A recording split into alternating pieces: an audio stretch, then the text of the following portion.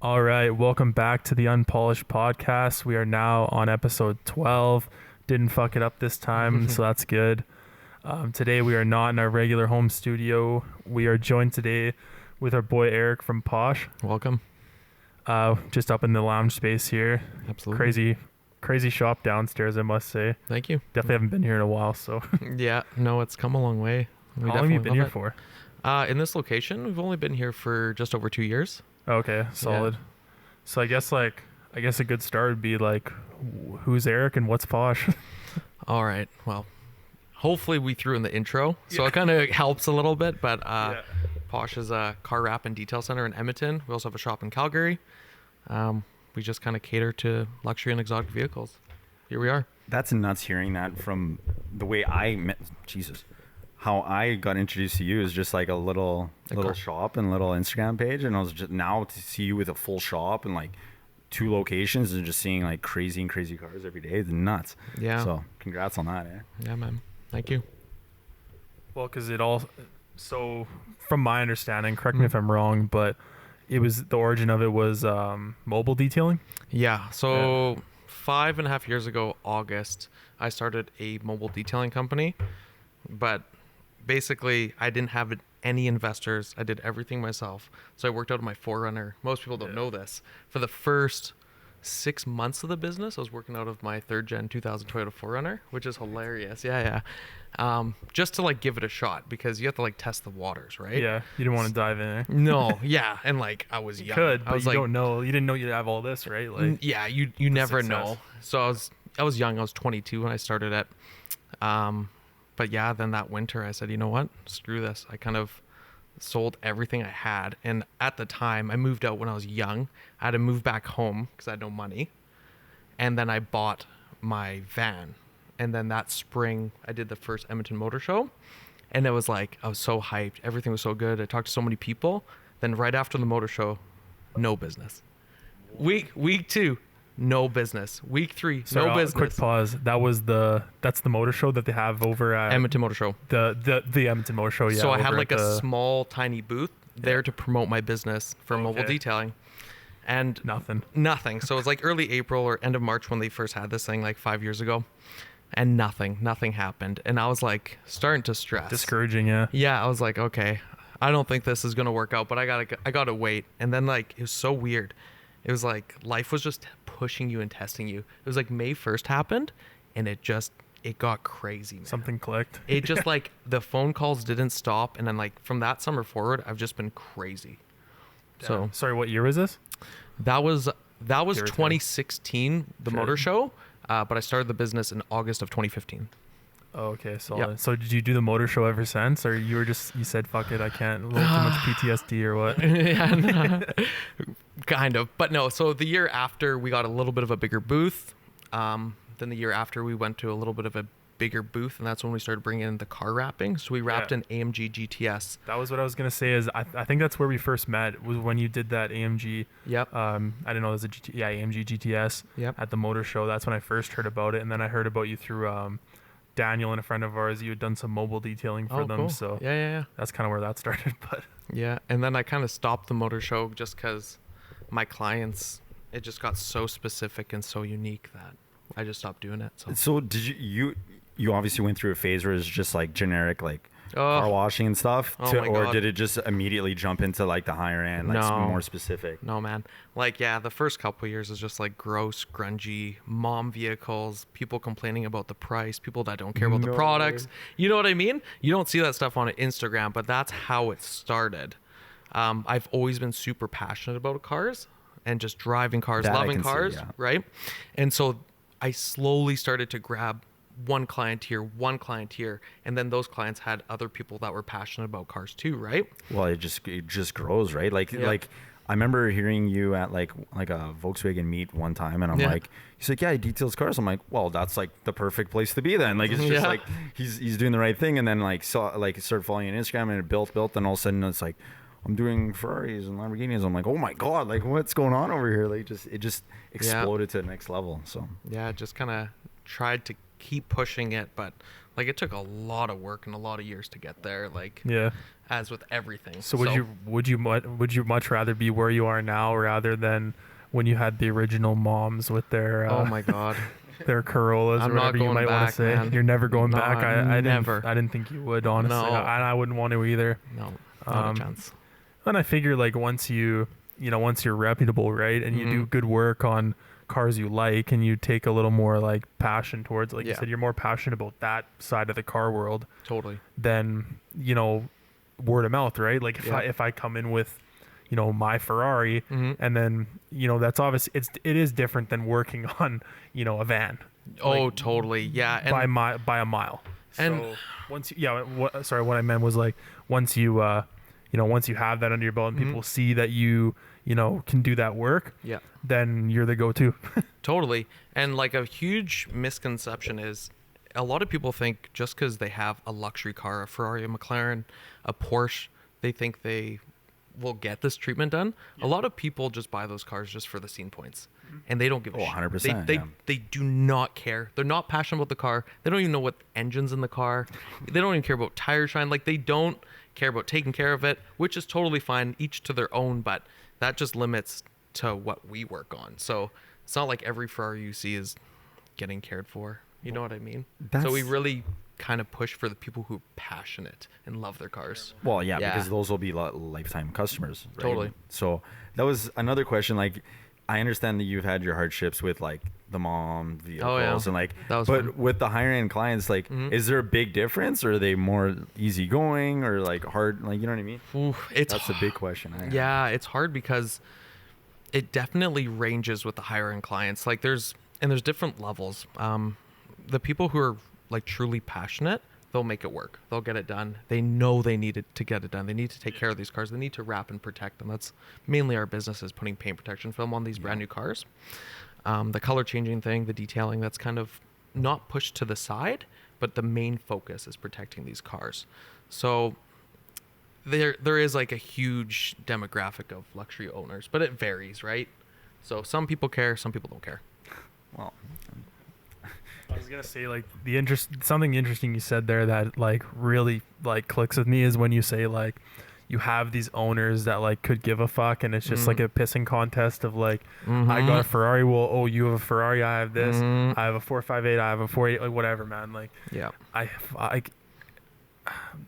hate how nowadays it feels like everything's so obviously like social media influence that like it just matters what you have, not like that you really genuinely care about it. Like Totally. it's like, do you like it, or do you like it because that's what's popular right now? And same thing goes for watches. Same thing goes for everything. a lot of luxury, so to speak, products, right? Like, and I hate it.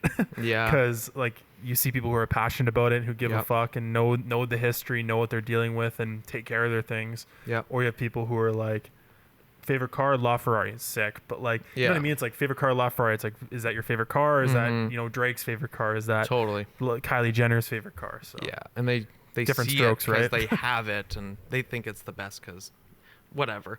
But like a good example is, I remember when I wanted to get into the Vancouver market, and I thought like, oh man, Vancouver's actually the supercar capital of North America. Not Miami, not New York, not LA anymore. Vancouver. There's more McLaren sold in Vancouver than anywhere in the world. really? I did not know. Like, I knew Yeah. that it was pretty like big hitting spot, but I didn't think it was that. Like, Yeah. That's nuts. Yeah, and we do work for McLaren Vancouver, which is awesome. They're a great client. But you will see the people who are passionate and not passionate in Vancouver. You'll have about 100 McLarens driving around Vancouver with like the end decals on it. Yeah. Like yeah, underage, it's like they just bought it just because their friends had it. Like they're 100%. everywhere. You know what I mean? So that's a good example. yeah, funny you say that. I was in Vancouver. I think it was around the Gastown area. I think it was couple summers ago. Yeah. When we were actually allowed to do shit. Yeah. I was in Vancouver, and I think it was a 720, and it was just beat to fuck. Like, I looked at it closely, Yeah. because it had the end sticker, and when I kind of walked by, you see like the front and back end. Like they probably hit every curb, parking it. You're Oh, no. atrocious. Yeah. It hurts your heart, but Yeah. you see it all the time, and that's funny because like I've seen so many of those end stickers when you're out in Vancouver, and even Kelowna, stuff like that. Because Totally, man. I saw an end sticker on a 4x4 squared. Yeah. I was like, bro, what the fuck? Like, Yeah. Was it a Yeah. blue one? yeah, Yeah. it was. Yeah, and like, you know what, to them that's just like the Louis bag to the modern person, man. Like Louis bag 3-4 grand, it's like, woo, I made it. Yeah. To them it's like, oh, got a $400,000 car I'm gonna beat up. It's nuts. And to them, it's like, yeah, just give it a quick rinse and it'll be brand new. And you're just like, If that. not even that. Like, what? There's Yeah. a lot of work that needs to be done. Like, for you, like now that's like it's your Mhm. livelihood, right? Do you look at like, do you critique other people's car washing abilities? Like, do you go through my Instagram and be like, oh my god? No. I think there's a level for everyone. Like, to be honest, there's probably 100 detail shops in the city. Like, when you think about it, like, how many have you seen in the last 4 years? It's A lot. mind-boggling. So I just think there's a spot for everyone. So even like yourself, like the Bubbles, Splash and Dash places, Yeah. like there's a spot for everyone, right? So Well, I had even seen something you post. I might have even been today or recently. You posted that it was a meme of the torture car wash, chamber. the torture chamber, Yeah. the car wash. So Yeah, there yeah. you go. There's different strokes. Some people might think that Yeah. $15 is atrocious to have Yeah. a bunch of plastic smashing into your vehicle and then Yeah. it's like clean. Or some people find value in this, right? So it's different strokes because Totally. like I'm sure somebody's not going to pull up in their, I have to come to Posh for my Forerunner, Yeah. or they might, right? If they but like people value their vehicles Totally. from top to bottom is what I was gonna say. Like I didn't want to totally discredit, Yep. car owners of a lower caliber, so to speak. Not to sound pretentious, but Yeah.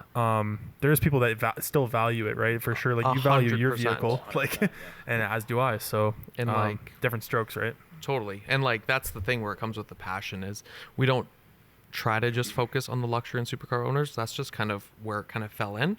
But the amount of like Toyota 4Runners, Tacomas, like I have a Tacoma, that's my daily driver, and I love that thing. We've wrapped 25 Tacomas in the last year. Really? It's nuts, man. 25 brand new Tacomas. That's crazy. And that's because those people absolutely love it. Same Well, with they're the diehards, man. Like they're just like there's like certain critique. Like, it's just nuts, man. And same with the Golf R guys. Same category, WRX guys. You know what I mean? They buy that car, they love it, they want to protect it, they want the best, and that's it. So it seems that what you're looking for is not like the everyone just thinks you're like, yeah, you gotta get in with those high end owners. It's not. It's more the passionate people, right? That Totally, like that are 100%. super OCD about their Yep. cars and how they maintain them, because it's not just a quick wash. There's a lot of level of detail. That's one thing I learned when getting my car done by you. Is there's different levels to this shit. Like there's Totally. not. So it's not just a quick soap and rinse off, right? Yeah, absolutely. So what are some of your favorite vehicles that have come through here? Oh man, Best and worst. What? oh my god. Okay, I'm not trying to sue Like you, I in- promise. But speaking of like mom vehicles, like no disrespect, like, Yeah. whatever. maybe a little bit. Lots of kids, mess, food gets moldy, hot summer days. I remember a few years ago in my mobile van, I was out in the West End and we were working I was by myself that day. I was working on a Honda Element and there was like Timbits and like moldy cups everywhere, and like I made this thing so blingin', man. Like, and I wasn't charging much that time. I spent like 9 hours on this thing. I was so proud, and she was like, thanks, and just like kind of like just pissed off that I took 2 extra hours and she had to wait. And I was You're like, Mom, Dad, I'm going back to school. I was like, God damn. So that was probably one of the worst, but it's usually involves food, and kids and pets are usually Mess. pretty nasty, but nothing out of the ordinary. But some of the best cars we've worked on 5 Bugattis, 3 Sennas, I think 5 Singers, Porsches, lots of GT cars, lots of Ferraris. There's lots of cars. Most people don't know this. I don't tell a lot of people this, but we work for a few big clients and we can't even post their cars online. So we have like NDAs with some very, very, very big clients. Yeah, So- that's the thing. You start getting introduced to like bigger and bigger people, and you're just like blown away by like you see some people and you're like, oh, the guy's got like a couple Porsches, and you're like, wow, that guy's like a collector. And there's people that are hidden out there that have got like big collections, Big and high-end collections. too. Yeah. So what about like what you've had the opportunity to drive? What have Or I guess, sorry, like I'll word that better. Do you have the opportunity to drive these vehicles sometimes? And if so, which ones have like which ones do you love to drive in particular? Like, is there a make, is there a model that speaks to you? Absolutely, There's man. gotta be. Like, I've driven a lot of cars. Like, I've been super fortunate, and like just because I love these cars, it's been like the best thing in the world. But yeah, Porsches all day. Like, oh, the perfect balance of the Sunday car, the track car. You can beat it up all day. You can be rough with it. You can just drive the crap out of it. Well, the thing's an absolute machine. Like, it's over-engineered. And like, it sounds good. It looks good. It's small enough to wash. And like, it, you know, it's nice to like go somewhere and park the car and people don't walk up to you. When you get out of like, you get out of supercars and like, you get immediately judged. And like, that's what kind of sucks sometimes. 'Cause like supercars are a lot of fun. Right. Yeah. But I think the perfect balance is, like a GT3 RS is like, I love it. So great choice. I would definitely have to agree with you. I was going to say, honestly, like just from a more like bias standpoint from what I've seen that you've driven and around the cities, the McLaren. Yeah. So I thought that I don't know what I had in my head for your answer would have been McLaren, but I'm surprised by that. And I like your answer. Yeah. Like the McLaren's fun. I've put like 20,000 kilometers on it on the 650 and it's been an absolute blast. I've gotten in so much trouble with it. Lots of massive tickets. Good times, bad times. Good times, mostly good times. So it's been a lot of fun, but it's hard because like that perfect balance is what you really strive to look for. That's a car like you said that stands out to me when you said people coming up and talking to you, right? Yeah. So if you park an orange McLaren outside, you're gonna have like 20 dudes talking to you. Totally, man. And this is for all the car people out there. And I always believe this is. I don't think the cars don't get girls. Cars attract dudes, man. Yeah. If you want to talk to a bunch of the boys, that's fine. But if you get in a car because you think you're gonna get the girls, dude, you're not. No, girls have like some. I shouldn't say all girls, but they don't care. They generally speaking, they don't give a shit. It's such a nice color. Screw the color. Like, have you seen the car? Like, this thing does 0 to 60 and like they don't care. Yeah, but yeah, it's 100%, and that's so funny because whenever me and my girlfriend are out, she's like, I didn't realize like the amount of bromance you get with like cars and like building trucks and stuff. Like, you're instant friends because it's like, oh my god, you're dumb enough to spend this much money on this? So me too. yeah. Which is awesome.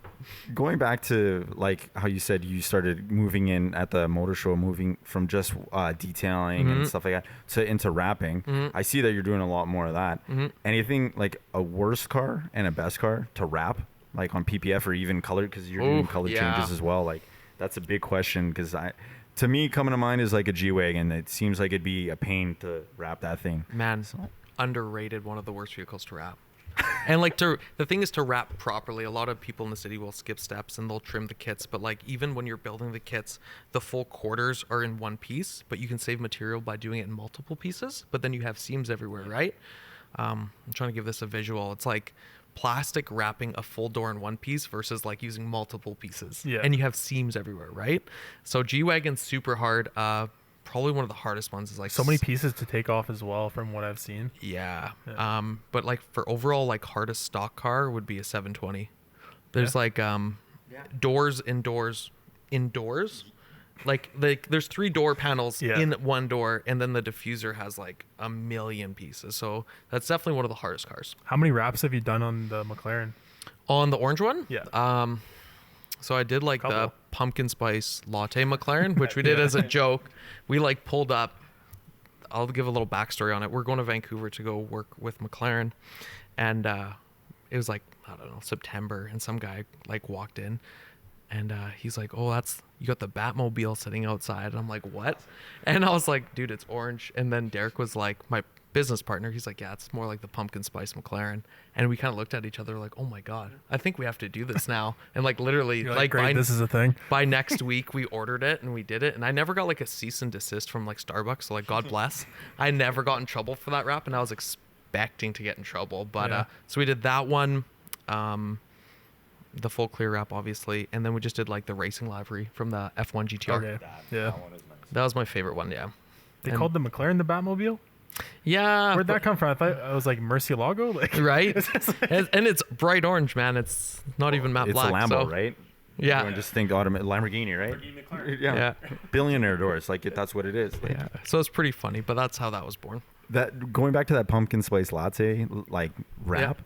That thing went nuts because you started like you could almost done a commercial with it for Starbucks because like people with Starbucks were like hashtagging you and like spotting you all over the city. It was nuts, and they loved it. Like I love Starbucks. I go probably too much because I love coffee. Fair. But yeah, like the Starbucks employees Been just there. love it, man. And like I had so many people like, oh, this guy owns a Starbucks. I'm like, no. Like, no, I don't own a Furthest thing. Starbucks. Yeah, stop that. Probably not. Yeah.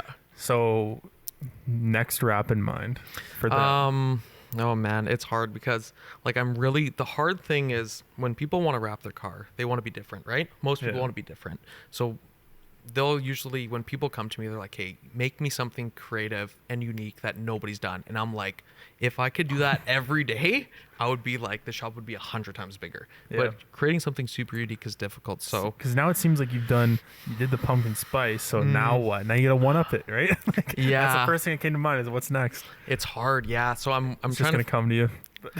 yeah. So I'm trying to work on different liveries and like, I love the whole race car thing. So I don't know. We'll see what happens in the spring. So like, I definitely see that you care. Like, you do genuinely care a lot about your clients. I can 100% see that. I can 100% tell. Like, I've seen the work and like from my friends and stuff. Like, it Oh, speaks yeah. for itself. Is there like a worse client that you're willing to talk about aside from the moms? Like, is there a client that you just like is it? Oh yeah. I'm sure there is. That type of client. That's what I'm saying. I'm not man. trying to. No, I swear for I'm not sure. trying to sewer you. No. Someone that's not coming back that we can talk some shit about. Yeah. No, you know what? I think just in general, we won't ever talk names because we never want to down talk definitely people. not, Whatever clients I have are good clients. You know, I've had clients get their cars fully done and not pay me for like a year. So that like gets That I can see. You know, we work hard. We work a lot of That's hours. a lot of hours with this stuff. It's not just like a quick little thing, right? Yeah, especially when they're like super cocky about it, and it's like, you know, like I appreciate the business, but just because you bought a new Lambo and you want it done tomorrow does not mean it's getting done tomorrow. Well, no, there's You know, we have a lot of clients that need their stuff done, and you got to be patient like everybody else, right? well, So- there's a line for that stuff. You're not better than anyone. Oh, I think, yeah, they are. Well, yeah, that's Totally. a huge thing. and I think a big one is I got a car so you can do it for free, and that's advertising. And I'm like, Sorry? I was like, you do know we put like probably close to 50 hours of labor into this, not even including the materials. So more or less how we could break this down without calling out names, which again we're not going to do, Yeah. would be just the people that think Mhm. that they're better than everybody. Yeah. You're going to do this because I have this. Yeah. It's like, buddy, like you're not. And- you're like Yeah, exactly. You're not any better than anybody.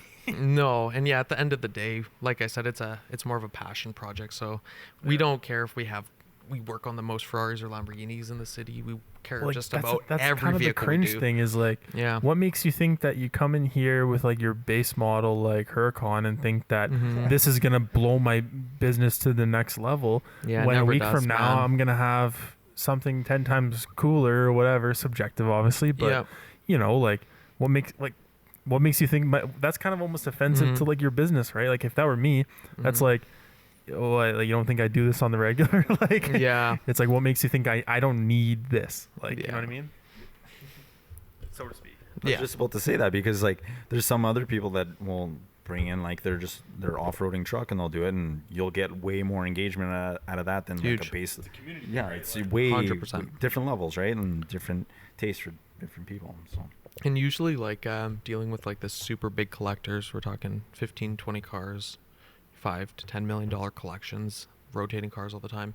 Those guys are good. You know, they appreciate the work. Most of them have worked very hard for what they have, and this is their passion too, right? So you get to experience it with them and vice versa.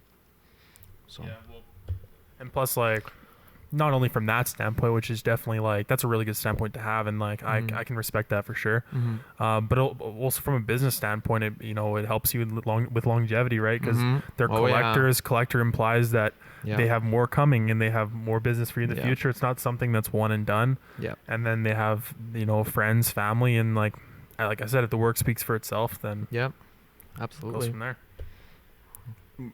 when you started moving into more luxury brands or Mm-hmm. higher end cars, did you ever have like a hesitation? Like when your very first one where you're like, okay, I gotta kind of be careful about this and like you gotta be paying attention to this. Did you ever have a moment where you're like, whoa, like take a step back, plan this out?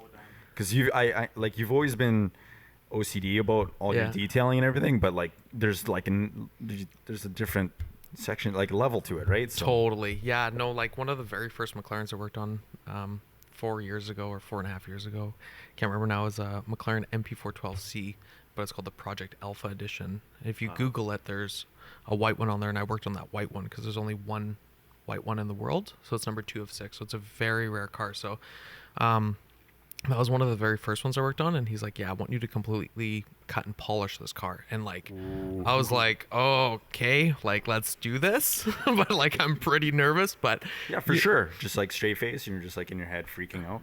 Yeah, extremely excited for sure. And no, everything went really good, and I was extremely cautious with everything, like I always am. The client was very happy with the job, so can't complain. Yeah. I guess more from like a standpoint of like somebody who's passionate about cars herself, like what do you think of these like new generations of vehicles versus like the previous generations?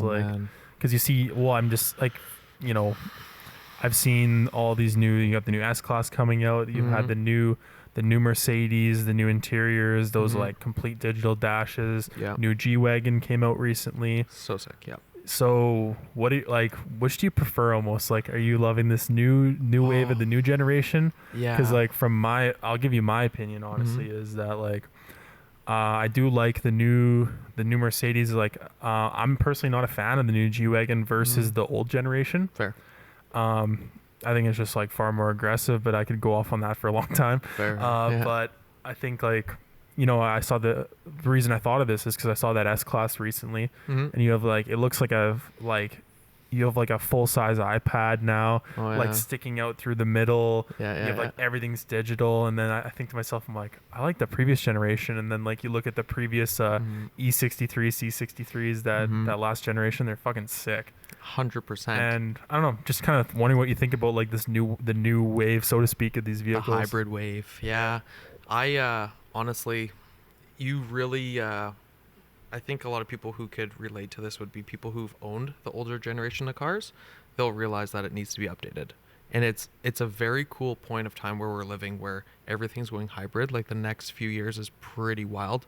Like considering some of the fastest hybrid cars came out, what was it, 2012, 2013, 2014, the 918 LaFerrari and McLaren P1. Now everything entry model's almost hybrid. It's not upsetting. I think it's going to be pretty damn cool, man. Like, I'm personally going to be that dude 40 years from now with my 2014 Porsche 911 ripping down the road, and just so I can hear the exhaust, right? I don't think there's anything bad. I think it's great. So I think it's only going to get better. Cars are getting faster. You know, it's pretty scary to work on. Too fast. No, seriously, too fast. It's nuts. Yeah. Daniel, your thoughts? I don't know.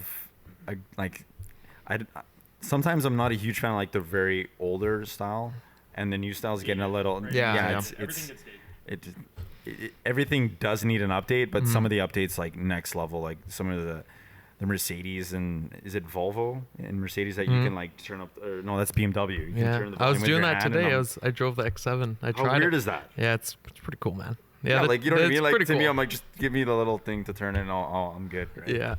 See, here's my issue with it is from if you were to own it, it's cool, but when you own it, I do not want to know the price to fix these things. Oh man, because it's crazy. Again, I'm going to talk about this. Have you seen the new S-Class? Yes. The interior? Gorgeous. Yeah. And I love the exterior. Not a fan of the interior because for the sole fact of like, okay, you go to the Apple store, you buy an iPad, it's like $3,000. How much is a fucking Mercedes iPad, so to speak? Yeah. Dead center in the middle of that, and then you got the full. I don't mind the digital dash in the previous one where it's nice and tucked away. Yeah. But not when it's like in my face. It's huge. Yeah. I like how Tesla did it.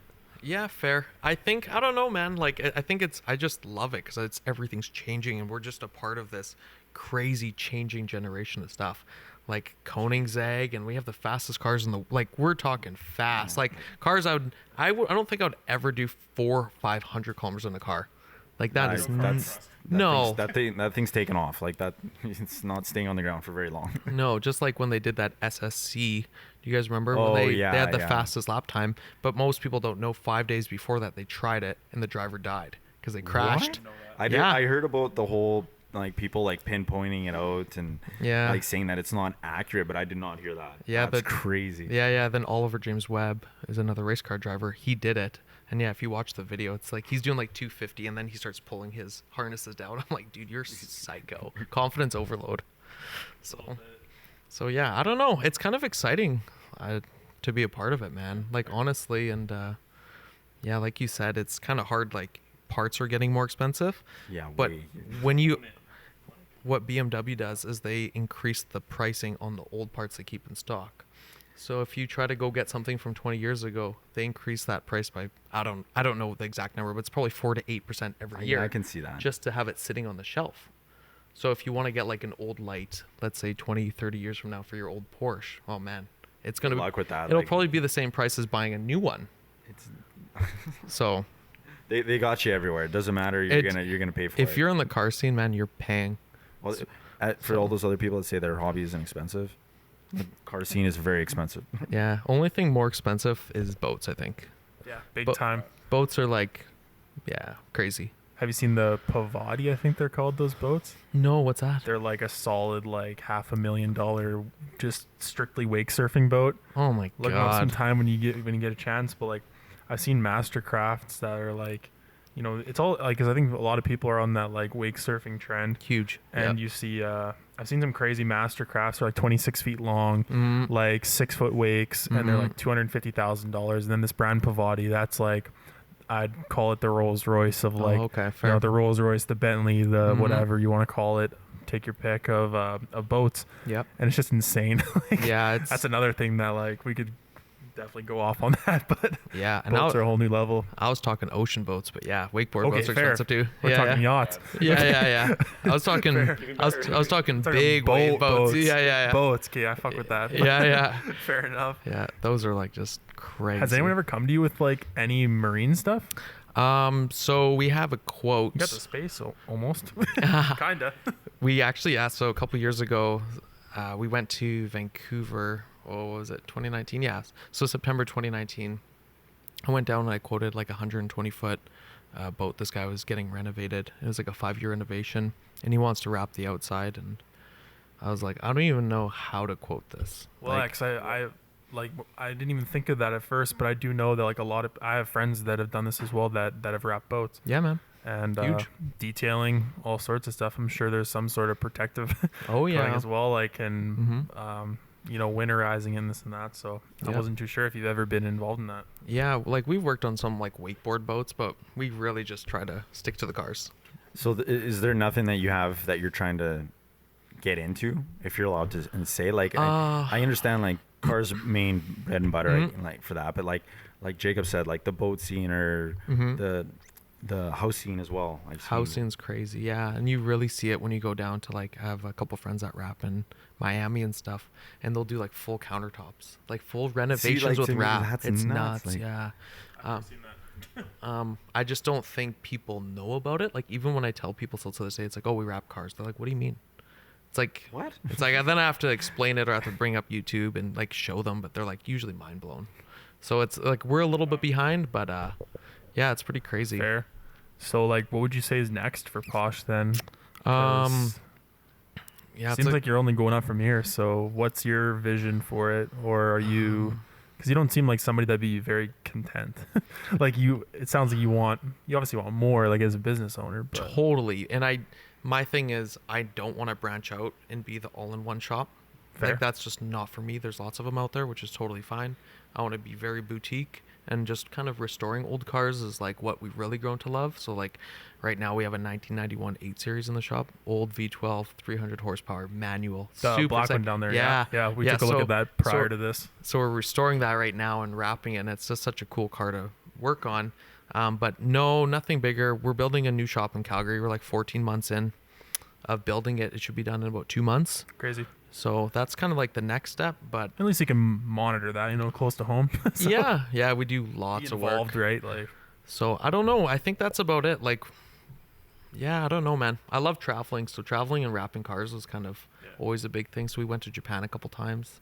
I'm sure you know that. No, that's Japan's the next level, because I remember you telling me an auto salon that they had there where they had like Q-tips taking all like dirt out of tires and stuff, and I'm like, to me, like decent, like seeing like details you do where it's like you decontaminate and do all these levels. I'm like, that's nuts. And like these guys are like, it's not clean enough. Like, did you take the hubs off and like clean it?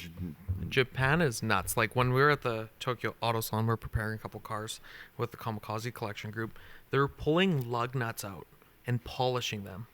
Like, this is like mind-boggling. Like when they're pulling them in, they're saran wrapping the tire tread so it wouldn't get the floors dirty or the car dirty. Japan's built different. Like they are very different, and like front to back, no matter what they do. And it's crazy because when I was there, I learned from a couple good people, and like there's obviously a language barrier and stuff, but you can't be a young detailer in Japan. You're basically an apprentice for 20 years, and then you take over the business. So it's wild, man. Like it's so next level there. It's not even funny. And they make the coolest cars. Like they'll take a Testarossa and slam it on the ground. So you guys are psycho. So just different strokes. That's all I gotta say. Right? Yeah. Is there, out of your day-to-day work, is there a certain procedure or like setup that you like doing, like type of detail? Like, do you like just doing the quick washes, or do you like doing the full like week like I don't know overhauls? Yeah. Personally, I hate doing the small quick jobs. Like we obviously do them. I shouldn't say I hate them. I just prefer not to do them. I love major transformations. So I love spending a week, 2 weeks on a car and like really showing what we more can value. Do. Honestly. Yeah. So it's a lot of fun on a personal level, not a financial level. Well, on both levels actually, but it's worth your time, and it's worth your time on a more personal standpoint, right? Yeah, so we love it. We love bringing cars back to life. So, and protecting new cars. So yeah, man. Well, it sounds like you got a lot on your plate coming up here. How's COVID been treating you? I know we talked about this recently, but business is booming. So yeah. Did you expect that, or like? No, not at all, man. Like I think every business owner last March, kind of when it first kind of hit, everybody was scared. Yeah. And like financially scared, right? Like you're like, what's going to happen? Like everything's so expensive when you're a business, so it's like everyone's stressing out. And so we kind of had a slow couple weeks, and then like clients started getting bored. They're like, we got to do something. We got to get out. Can we come to the shop? Can we work on our cars? Right? We can't travel. We got to do this. So then it started picking up, and then like I don't know, with people not traveling this winter, it's been the busiest winter we've ever had. See, everyone's transferring, like everyone's adapting to what they can do, and you gotta do something, right? And you can't just stay still. And I guess something we talked about just while we were hanging out beforehand, just the amount of cars being sold right now is insane. Nuts, man. Like I actually can't believe it. It's crazy. And I guess like from what we've heard is the whole used thing, because they're not making, just materials wise, like there's not as much being created. Yeah. And there's these dealerships that are just constantly picking up like tons and tons of used vehicles, putting them out, which means that they're going to end up here.